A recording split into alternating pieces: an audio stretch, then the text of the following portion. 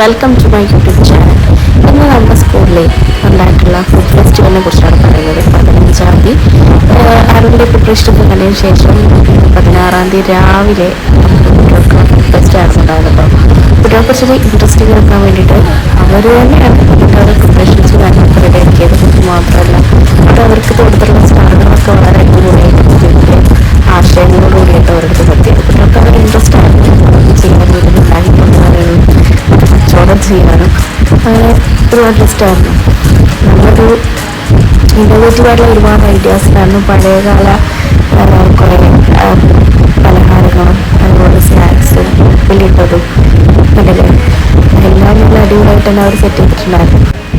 വലിയ ക്ലാസ്സിലെ കുട്ടികളെക്കാളും ചെറിയ ക്ലാസ്സിലെ കുട്ടികൾക്കാരും കുറച്ചുകൂടെ ഫുഡ് ഫെസ്റ്റിന് പങ്കെടുക്കാനും അതുപോലെ പുതിയ പുതിയ സാധനങ്ങൾ കൊണ്ടുവരാനും ചുട്ടിട്ടതും മറ്റു കാര്യങ്ങളൊക്കെ കൊണ്ടുവരാനൊക്കെ താല്പര്യവും കാര്യങ്ങളൊക്കെ ഉണ്ടായിരുന്നു. പങ്കെടുക്കാനും വാങ്ങിക്കാനും ഒക്കെ കുഞ്ഞു കുട്ടികൾ തന്നെയായിരുന്നു മുന്നിട്ടുണ്ടായിരുന്നത്, വലിയ കുട്ടികളെക്കാളും കൂടുതൽ.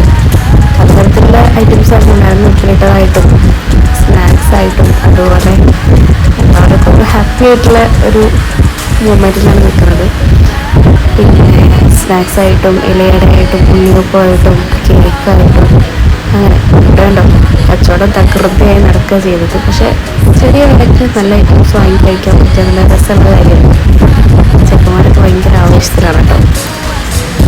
പല ടൈപ്പ് സാധനങ്ങളൊക്കെ ചിലർ വെറുതെ വന്നിരിക്കുന്നവരുണ്ട്, എന്നാലും കുറേയൊക്കെ ഓരോരാൾക്ക് കഴിയുന്നത് രീതിയിലുള്ള സാധനങ്ങളൊക്കെ ഉണ്ടാക്കിയിരുന്നു. കുട്ടികൾക്കൊക്കെ രസമാണല്ലോ ഈ ഒരു അക്കാഡമിക് വർഷത്തിൽ ഇതുപോലത്തെ ഒരു സംഭവമൊക്കെ നടത്തുക എന്ന് പറഞ്ഞാൽ.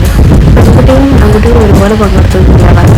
അത് വലിയ സ്പെഷ്യാലിറ്റി തോന്നുന്നുണ്ട്. ചിലരുണ്ടാക്കിയിട്ട് ഭയങ്കര അനുഭവം തോന്നിട്ടോ നമുക്ക്. അവർക്ക് ക്ലീനൊക്കെ ഉണ്ടാക്കാനും അവരെ വീട്ടുകാരെ സഹായിച്ചല്ലോ എന്നതാണ്.